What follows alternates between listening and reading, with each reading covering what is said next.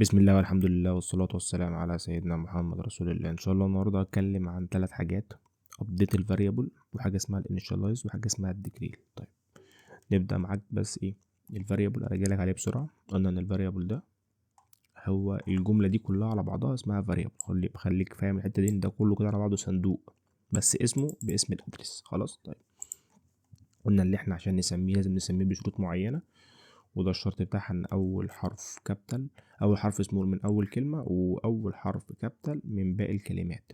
ماشي. طيب قلنا ان احنا هنا الفرق بين البرنت دي والبرنت دي، ان في البرنت دي انا هنا بجمع رقمين بس، انا مش الناتج مش في ايدي. الناتج لما هقفل وهفتح هيطير مني، مش عارف امسكه تاني، هضطر ان انا اشغله مره من جديد. انما هنا في الصم انا حافظ الناتج في الميموري، انا عملت له صندوق في الميموري، ولما احب اجيبه من هناك. طيب حلو الكلام ده، حلو قوي الكلام ده. تعالى نتكلم عن اول جزء معانا اللي هو الابديت. ابديت الفاريبل.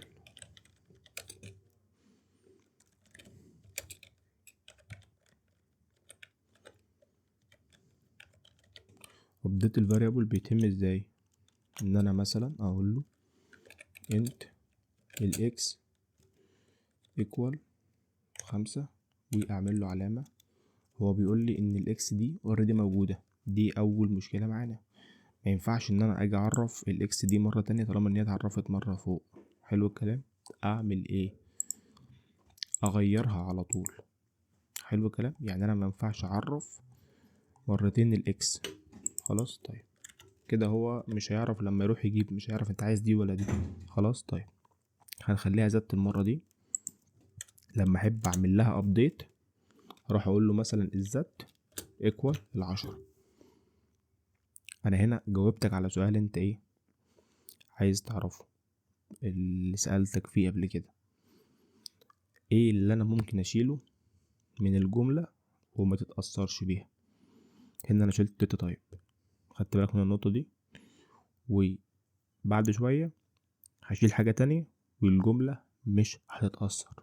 وهنا كده ابقى برد عليك في سؤال: ايه الحاجة اللي ممكن اشيلها من الجملة وما بتتأثرش، وايه الحاجة اللي مستحيل اشيلها من الجملة.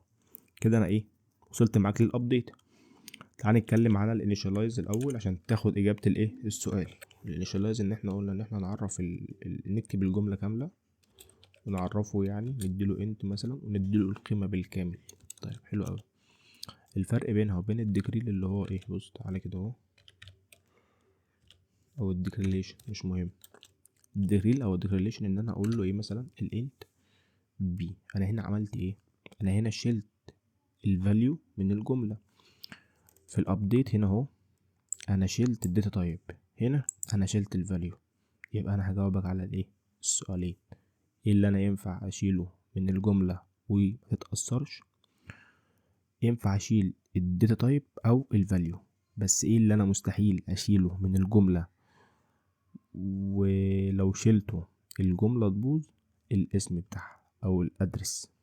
فهمت الفكره؟ بس هو ده الموضوع كله. الانيشاليز انا هنا عملته حلو قوي. احب اعمل له ابديت اروح اقول له الايه ايكوال 100 او 10، اي حاجه مش مهم.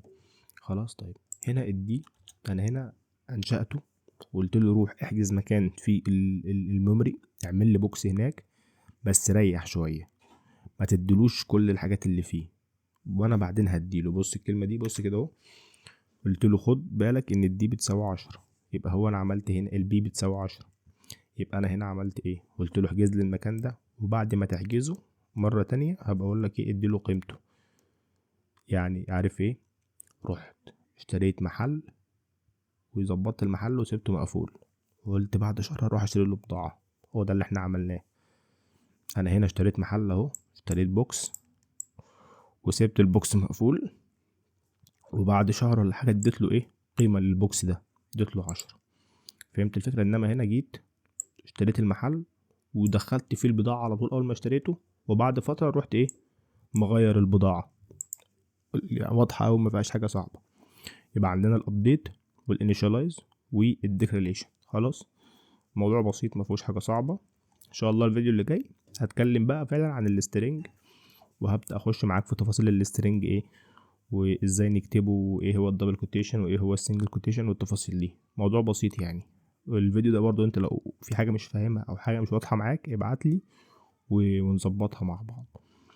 التاسك بتاعك النهارده انك تعمل نفس اللي انا عملته ده، بس الفرق اللي بينه وبينك ان انت هتعمل برنت. شوف ازاي هتعمل برنت، وممكن تبعت لي نتيجة على الواتساب. لو حابب اعملها في الكومنتات، مش حابب تبعتها خالص مفيش مشكلة عادي يعني. خلاص، يلا، السلام عليكم ورحمة الله وبركاته.